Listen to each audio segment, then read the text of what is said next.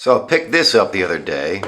Interesting story, somewhat. A gentleman posted on a local Facebook group for analog equipment some pictures of his father's old cameras, and apparently his father passed not too long ago, and he was trying to get rid of them, and sort of just put up this post and said, "Hey, anybody willing to offer me a fair price?" And it included a Practica MTL3 with a Zeiss Jena pen color lens, which is fairly popular. So I sent him a message and said, "Hey man, that stuff is, it's worth something. Don't give it away for nothing." And he sent me a few messages and asked my number and called me. We talked a little bit about his dad's equipment. And he said, "Man, I really appreciate the honesty. Everybody's trying to rip me off and offer me, $25 for, all this stuff. And, come on by. I'll give you one of the cameras."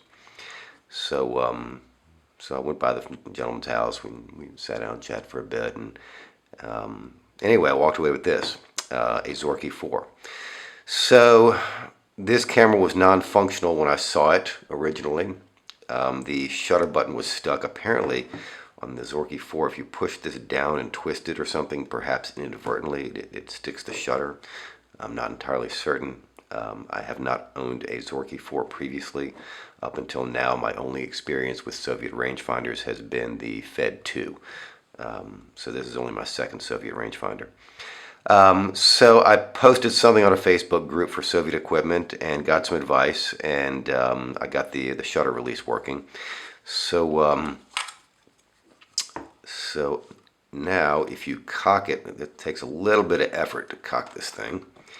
And once I do, we see the shutter speed is now set at 125, or 1/125th of a second. And if I press the shutter release, there's a bit of a delay before it fires off. And I was wondering, what the heck is going on there? So let's take a look inside. And see what,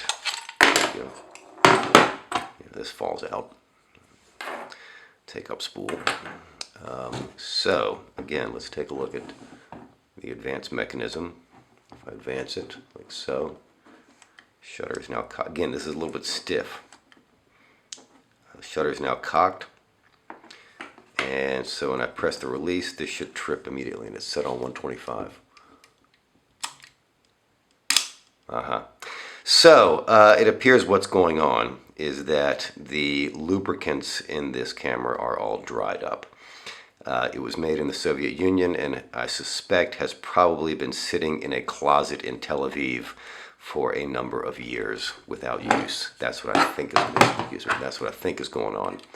And what I suspect is that the hot, dry weather has just dried up whatever lubricants were initially used in the manufacture of this camera. And I believe that also because the original lens, this is not the original lens. This is an NOS, or New Old Stock Jupiter 8 that I bought from Fedka a few years back. Brand new, unused in the original packaging.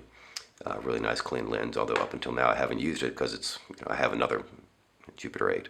So it's this is my second one. And this Zorki came with this Jupiter 8, which is my Jupiter 8 number 3, but it is so, the lubricants are so dried, it is almost impossible to turn. Even the aperture turns with a great effort, and the focusing ring is almost impossible to get to move. It's really, really, really hard with an ordinary grip to get that focusing ring to move. So what that tells me is that this lens was on this camera for a very long time, and it just suggests to me again that the lubricants are just all dried up. So which is a shame, because this Jupiter 8, you can see, is written in English, which means it is an export model, and the export models are generally believed to be a little bit better than the local stuff with Cyrillic writing. That is, there was some quality control that went into the export models, or at least I've seen people make that claim. There are many people who believe that the export models of Soviet equipment with Latin writing are better quality. Maybe that's true, maybe not. I'm really not certain. But I'm not going to spend the money to fix this. So if you happen to be in Israel and you'd like a Project Jupiter 8, swing on by. You can have this one. So the question in my mind is, is this thing worth fixing? And, because the Zorki 4 is probably the most common Soviet rangefinder. There's really nothing collectible about it. The only reason to buy one is for functionality, and right now this one ain't. It ain't. It is all gummed up, and I would not load film into this in its present condition. But I got it for free, so whatever I spend fixing it is what I've got in it. And it looks, it's absolutely spotless. I mean, this camera is absolutely clean, spotless. It looks like it's barely been used. I get the impression that someone just bought this, stuck it in the closet, and kind of forgot about it. Oh, and here's the case that came with it right here. It came with a leather case. This is a standard leather case for these cameras, and the leather is in absolutely beautiful condition. I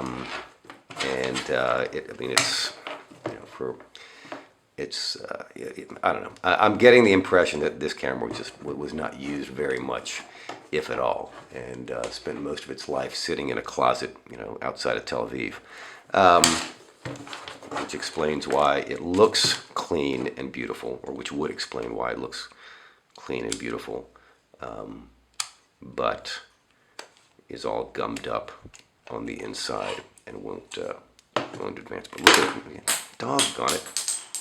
I'll have to get used to that. Alright, well, that's a slight disadvantage to the Zorki 4 apparently. You've got a plastic take-up spool that falls out, but, but take a look at this thing. I mean, this is just a clean camera.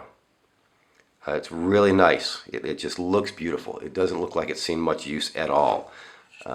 Take a look inside the back plate, and it's just, it really just, it doesn't look like anybody has used this thing. So, yeah, I'll probably get it fixed. Because once again, if it's this clean and this pristine, the only thing wrong with it is that's not the only thing wrong with it. Also, the rangefinder is off. The focus is off on the rangefinder. So it basically just needs a clean lubricate and adjust, otherwise known as a CLA. And I left the take-up spool out of it, doggone it. So I'll probably do that, because why not? Again, if you pick up something for free like this, if you save a camera from the rubbish bin and you haven't spent any money on it, then the amount you spend fixing it is the amount you've got in it. And that's not a bad place to start, because I will bet you that Yaakov down on Allenby Street can make this thing sing and bring it back to life for a very reasonable price. And I'm going to head down to Tel Aviv and find out here in the very near future. And I'll keep you updated. So that's my latest find, and you can look forward to this once it's been refurbished. I'll take care, and if you enjoyed the video, please subscribe and check out the links below. Take care. Bye-bye.